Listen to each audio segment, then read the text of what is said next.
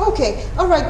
Still talking about COVID-19, basically because of the health of Nigerians, the resident doctors have suspended their strike for another 4 weeks. Now, the National Association of Resident Doctors, NARD, has suspended its ongoing strike for an initial period of 4 weeks. The president of the association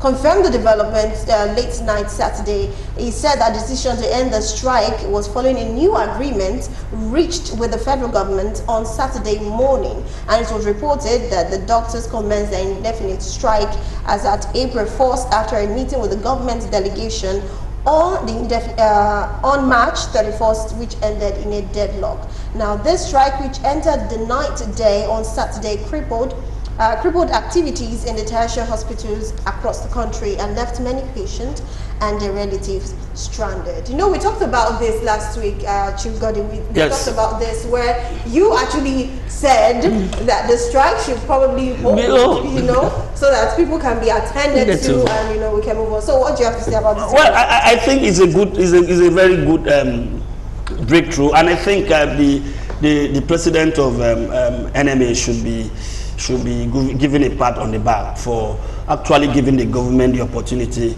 for a dialogue. Because, like I said, if you look at Nigeria since 1999 till today, even during the former president of NLC, Adam Oshomole, he was seen as the most vocal and the most, let me use the word in quotes, antagonistic against the government policy during the Obasanjo at that time. He always called for at the slightest increment of pump price in fuel. Maybe then you were in the US, you weren't in Nigeria. He would call out the workers for strike and Nigerians would join. But we have seen today that those things we never had a total reversal of all those things. The policies of government, because at the end of the day we found out that we must have spent so much time in the house, no revenue coming in. The families are hungry because we are a country of a people that lives on a daily basis. We are not a credit country. We are not a credit worthy country. We are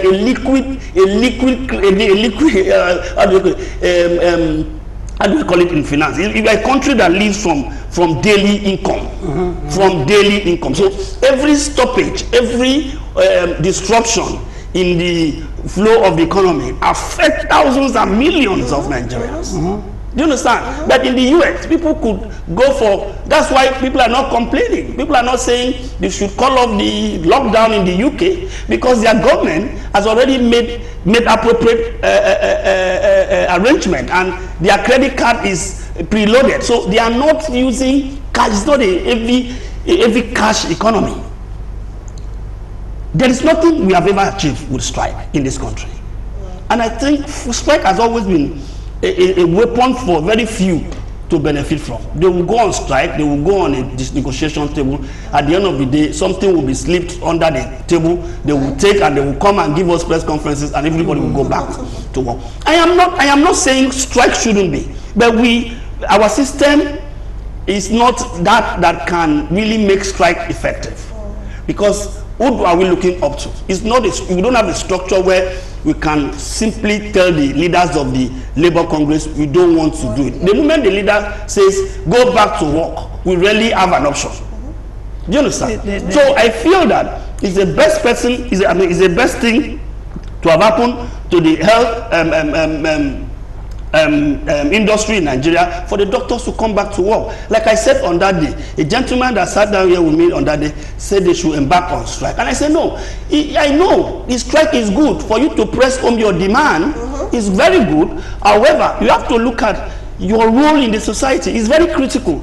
That it could be your mother, it could be your sister, it could be your own, it could be your wife, it could be your child at that point. So how many of these doctors can actually afford the private hospital? Some of them can't.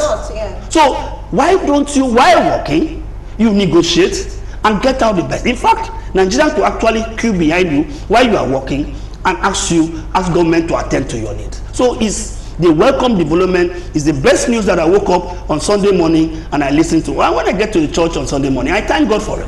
That yes, we have actually had a breakthrough. We had a chairman or a president or whatever, a leader in the enemy that has a listening ear. There is no need for grandstanding. The man that you are asking for all the things that you want is somewhere in UK hibernating, getting some medical help from a foreign land.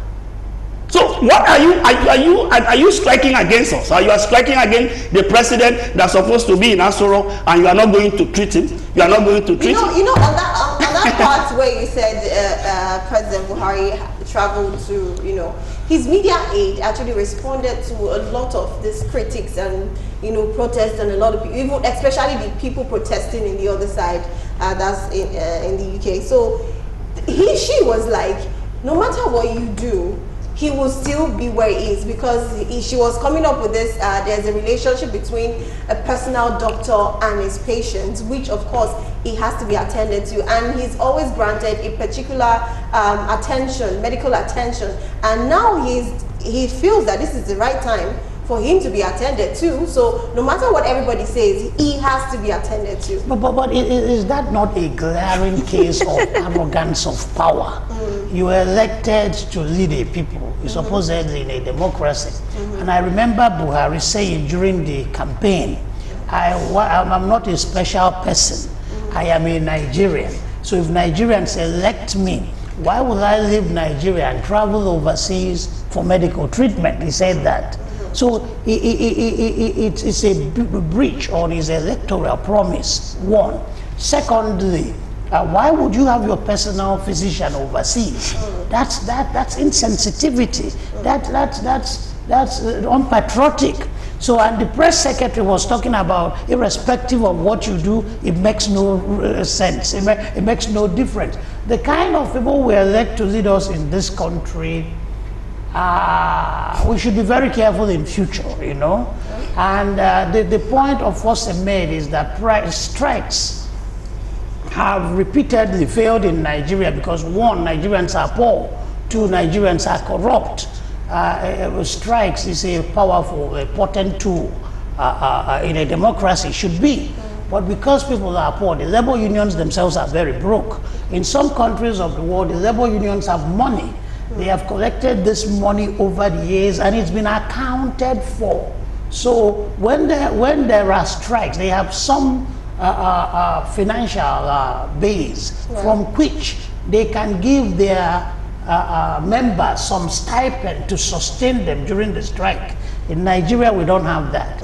Any money that gets into anybody's hands fizzles out. Yes. And then our labor leaders are also corrupt. You can settle them with brown envelopes. But the doctors have cogent reasons for striking. I mean, the doctors are not being frivolous. They are not grandstanding. They have their reasons. Yeah, there was another word you used. It's not showmanship. Yes. They have needs. They have reasons. You don't pay them their arrears. You don't pay.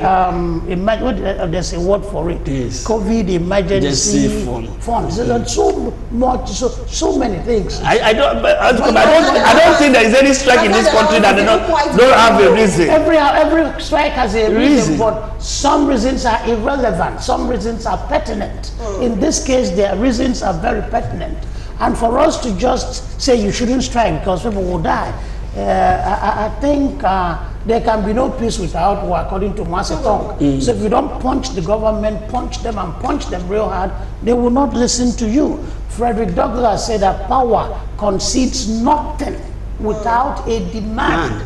And I add to it consistent. Except Nigeria. No, I add to Please, it. he has to go back again and say that except this country called Nigeria, there is no demand that makes this country concede anything. The demand has to be consistent. It has to be strategically directed. It has to be protracted. And that's what we are learning. That's what we are learning in dealing with this very insensitive administration that treat Nigerians as though they have no right worthy of protection under the law. So I don't know if I'm happy that they went back to work. They should have carried it through and get this government to at least listen to them and see if there will be some kind of compromise. Perhaps Mr. Sukama has a very powerful private hospital that takes care of his need. But I'm talking about, I'm seated here. It's not a personal I'm seated here like a common Nigerian. Yes. Like a man whose home take every month may not exceed 100,000. All right? Now, I don't know whether you listen to Governor of Edo State. I don't know whether you have read that news. It's one of the most pathetic things that has ever happened to this country. That I feel that whatever you say is not going to. How can a country decided to print money? 62 billion. Decided to print money to share. It is the most sickening thing, and you want that country to accede to your demand. Where? To go and print more money to come and give it to you? It doesn't work. Let us always also think when we want to. And I'm not seated on this table to say that your demand must not be your demand. Your due right shouldn't be given to you. In fact, in a country, that's why we have an exodus of medical officials to other countries from Nigeria. That's why you see that a lot of people, if you look at professionals that live in this country in droves, they are mostly medical personnel. Doctors, nurses, health workers, they are leaving this country every single day to other countries. And we are losing our hands. Because if you pay monkey, if you pay peanut for salary, you have monkeys for workers. But how will the change come? It's by protest, it's by demand. The waste in government, you just cannot imagine.